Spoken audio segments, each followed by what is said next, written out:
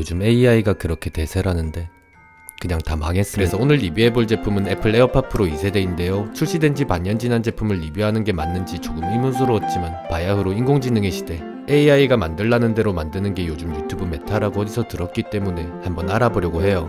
에어팟 프로 2세대는 2019년 10월에 처음으로 공개되어 1세대보다 더욱 발전된 기술과 기능을 가지고 있다고 챗GPT가 이야기하는데, 뚫린 입도 없으면서 말도 안 되는 정보를 그럴싸하게 이야기하는 걸 보니 AI와 방구석 전문가가 뭐가 다른 건지 잠깐 혼란스러웠지만, 에어팟 프로 2를 리뷰하기 위해서는 비교할 제품이 있어야 하는데 마침 이전에 리뷰했던 에어팟 프로 1세대가 있기 때문에 전작과 어떤 차이가 있을지 자세히 알아볼 수 있을 것 같아 기대가 되더라고요.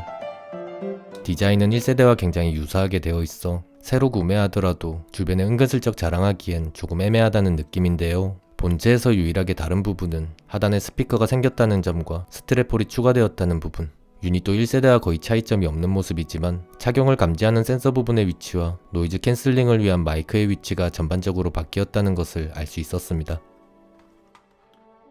유닛의 무게는 기존과 큰 차이 없는 정도이지만 어째서인지 스펙시트의 무게가 다르다는 것을 알게 되어 확인해보니 무게를 측정하는 단위가 그레인이라는 단위로 바뀌었다는 것을 알게 되었지만, 로또라도 사야 할 것 같은 케이스의 무게를 보며 어쩌면 의도된 무게일지도 모르겠다는 느낌.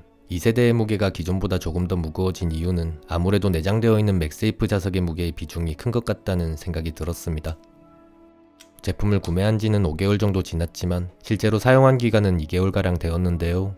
플라스틱 소재이기 때문에 사용하면서 미세한 스크래치들이 발생했다는 것을 확인할 수 있었고, 이건 케이스를 사용한다면 충분히 보호할 수 있는 부분이지만 스크래치가 아니더라도 시간이 갈수록 점점 누렇게 변해가는 이어폰의 모습을 보며 굳이 본체를 깨끗하게 보호할 필요가 있을까 하는 의문에 언제부턴가 케이스를 따로 사용하지 않게 되더라고요. 음질 변화에 대해서는 저음이 더 도드라지고 단단해졌다고 할까? 2세대를 사용하다가 1세대를 들어보니 소리가 살짝 가볍다는 느낌인데, 사실 귀가 그렇게 예민한 편이 아닌 저로서는 두 개를 직접 비교하기 전까지 차이가 있는지 잘 몰랐기 때문에 사용하면서 가장 마음에 들었던 점은 역시 손가락으로 사운드 조절이 가능하다는 부분이었습니다.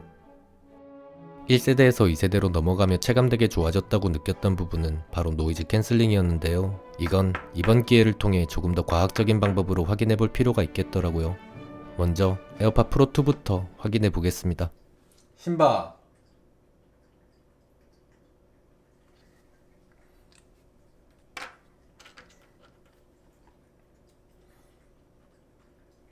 신바.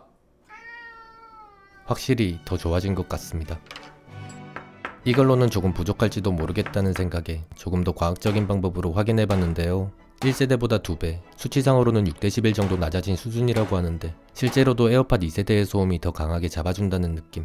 특히 큰 소리만을 차단하는 적응형 주변은 허용 모드에서 가장 큰 소리는 처음에 나타나게 되기 때문에 인식하고 반응하는 과정에서 놓칠 수 있는 부분인데, 이 소음이 통과되지 않고 바로 반응해서 소리를 낮춰줄 수 있는 건 초당 48,000번 연산 처리가 가능한 H2 칩셋의 위험이라는 생각이 들었는데요. 노이즈 캔슬링도 이런 연산이 빠르게 적용되기 때문인지 초반에 발생하는 가장 큰 소음을 더 강하게 잡아준다는 느낌.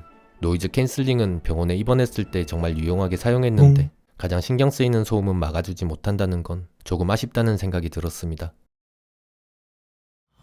충전 속도는 약 1.8W 수준으로 기존보다 10에서 20%가량 증가되었고 실제로도 더 빠르게 충전되는 것을 확인할 수 있었습니다.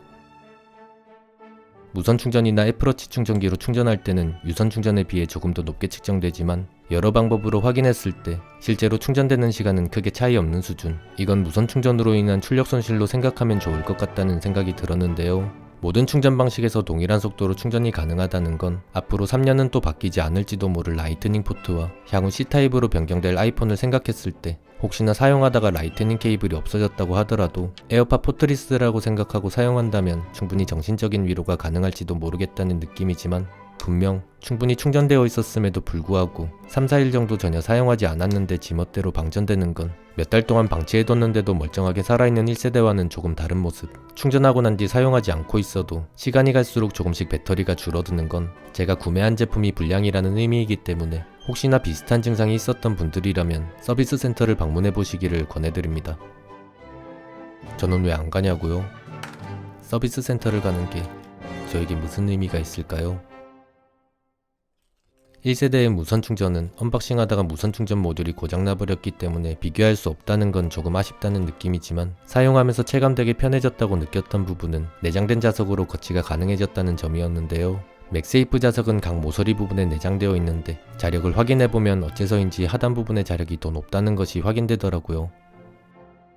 상단 부분의 자력이 더 낮은 이유가 탈부착을 편하게 하기 위해 의도된 설계인지는 잘 모르겠지만 전체적으로 아이폰보다 한참 높은 수준의 자력임에도 내장된 자석의 면적이 다르기 때문에 자력은 낮지만 넓은 면적으로 내장된 아이폰이 더 강하게 잡아주더라고요.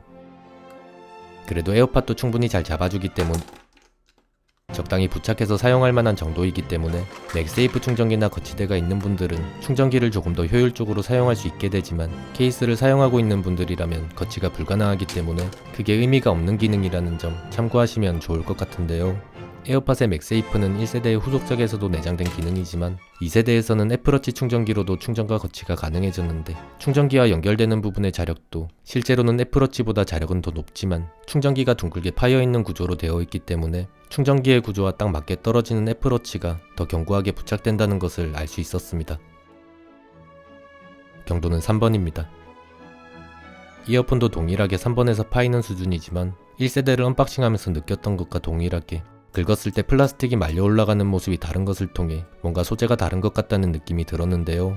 이것에 대해서 자세히 알아보기 위해서는 한번 두드려 볼 수밖에 없겠더라고요.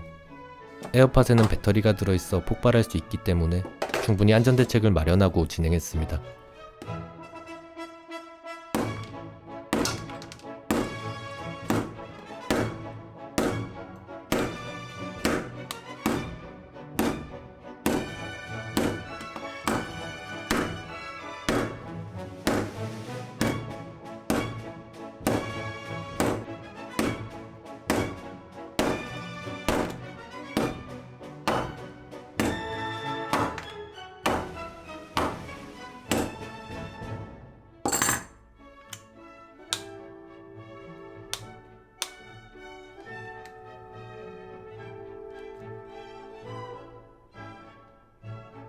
사망했습니다.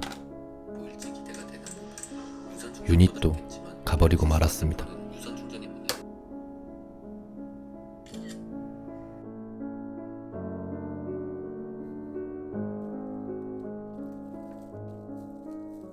어떤 이유로 사망하게 된 건지 그리고 1세대와 어떤 차이가 있는지 자세히 알아보기 위해서는 한번 열어볼 수밖에 없었는데요. 사망했다는 건 다시 사용할 수 없다는 단점이지만 다시 사용할 수 없다는 건 마음 편히 분해할 수 있다는 굉장한 장점이 될 수도 있기 때문에 분해를 생각하고 있는 분들이라면 참고하시면 좋을 것 같습니다.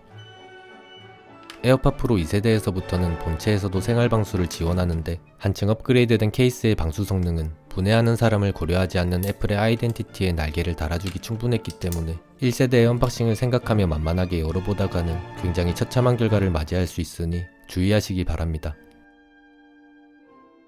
유닛은 기존과 동일한 방수 등급으로 1세대를 분해할 때와 크게 다르지 않았기 때문에 상대적으로 수월하게 열어볼 수 있었습니다.